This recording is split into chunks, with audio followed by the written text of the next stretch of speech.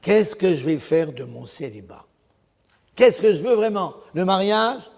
Peut-être. Le célibat, bof. Vie religieuse? Non, je ne sens pas. Je cherche. Où est ma place? Où est ma place?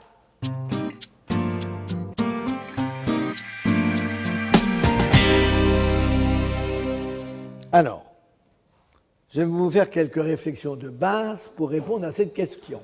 Et la première réflexion, c'est celle-ci. Le mariage n'est pas tout. On peut être heureux célibataire. Vous avez bien compris. Ça, c'est important de le dire. Il ne faut pas surévaluer le mariage. On est en train de sacraliser le couple, à tel point que tous ceux qui ne sont pas en couple sont des anormaux.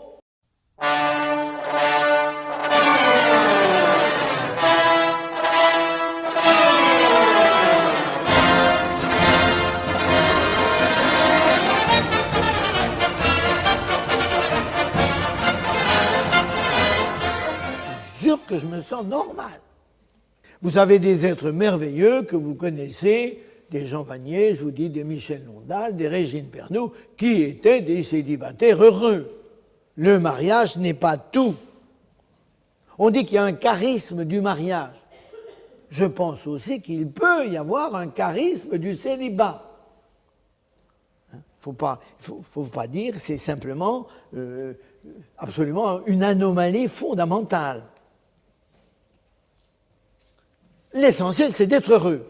Et le bonheur, il s'obtient pas simplement dans le mariage, il s'obtient dans le don de soi, dans l'intimité avec le Seigneur, il s'obtient de mille façons, mais nous sommes tous chargés de trouver notre bonheur. Deuxième réflexion. Le célibat, pour le célibat, n'a pas de sens. La vie n'a pas de sens. On est jeté dans la vie, je vous l'ai dit. On ne nous a pas demandé notre avis, la vie n'a pas de sens. Qu'est-ce qu'on est venu faire sur la Terre? Qu'est-ce qu'on est venu, tout d'un coup, débarquer sur cette planète Terre, alors qu'on n'a rien demandé à personne? Donc la vie n'a pas de sens. Surtout qu'on ne nous a pas dit ce qu'on avait à vivre. Mais l'homme a une intelligence et une liberté, et la faculté humaine, c'est de donner un sens à sa vie, un sens à ses activités. Le célibat n'a pas de sens. Il n'y a pas de vocation de célibataire, mais je peux trouver, moi personnellement, au cœur de mon célibat, je peux trouver une vocation. Je peux y donner un sens. Et alors il devient un terrain d'envol pour un choix. C'est-à-dire qu'en fait, on ne fait pas l'économie d'un projet de vie qui donnera sens à notre célibat. Le célibat n'a pas de sens que celui qu'on lui donne. Et vous êtes ici, dans ces 2 jours, pas absolument pour vous marier à tout prix, parce qu'il y en a qui viennent ici en espérant trouver, là, il est pas mal, il est bien, ce gars-là. Bon, non, on n'est pas d'abord là pour ça. Écoutez, ici, c'est pas chez Moon. On vous sortirait tout de suite pour vous marier cet après-midi. Surtout qu'on a l'église pour ça. Non, c'est pas ça. Vous êtes ici pour trouver un sens à ce que vous vivez. C'est peut-être le mariage pour certains. Pour d'autres, c'est autre chose. On est là pour trouver le sens qu'on va donner à notre célibat. Car, sachez une chose, vous devez laisser une trace dans votre passage terrestre. La grande souffrance du célibataire, à sa mort, c'est quand il regarde dans le rétroviseur de sa vie et qu'il dit « j'ai rien laissé ». J'ai approché plusieurs célibataires à leur mort. C'est ça qu'ils m'ont dit. J'ai rien laissé.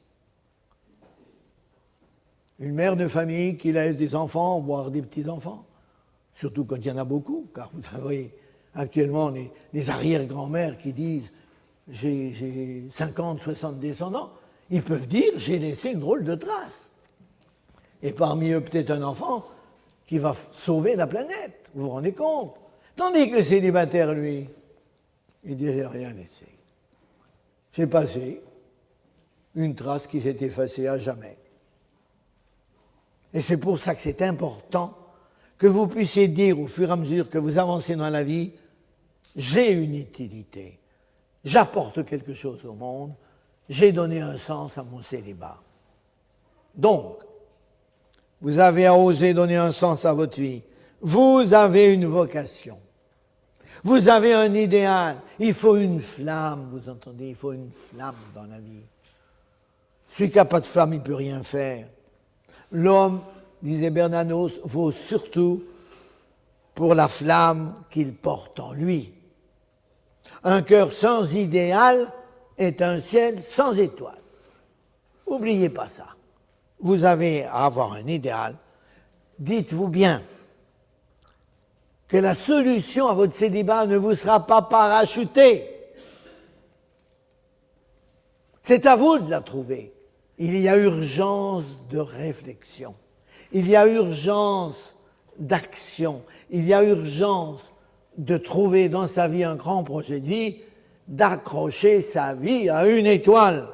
Personne ne peut vouloir à votre place.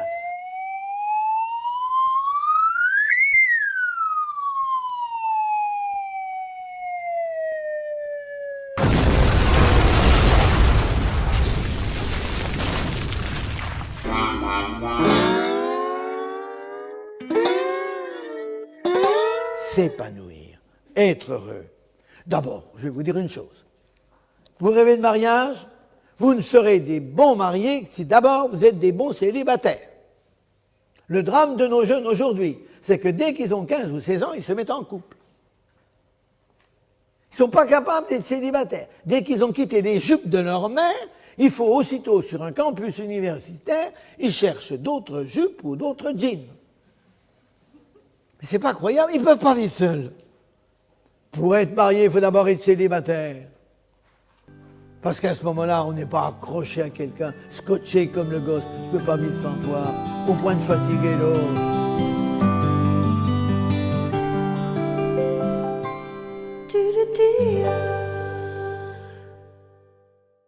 L'objectif de ce stage, c'est de réaliser cette fameuse phrase de Teilhard de Chardin. Pour être un homme, pour être pleinement un homme, il faut, disait-il, 1. Se centrer sur soi, c'est-à-dire apprendre à s'aimer, apprendre à découvrir ses richesses, ses qualités, se centrer sur soi. D'abord. Deuxièmement, se décentrer sur les autres. Être capable de sortir de soi, pas d'y rester narcissiquement enfermé, mais c'est se décentrer pour aller à la rencontre des autres, prendre le risque de la rencontre.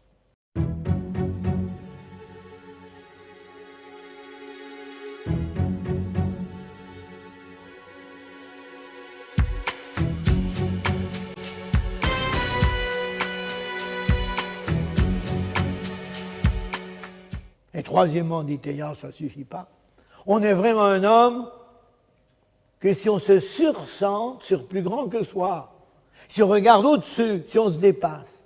Car l'homme est un être qui est fait pour l'absolu. Et même s'il n'a pas la foi en Dieu, il a besoin d'une spiritualité. Vous savez, dans le monde d'aujourd'hui, comment des athées, comme Spont-Monville, comme Ferry, cherchent à mettre en place une spiritualité laïque.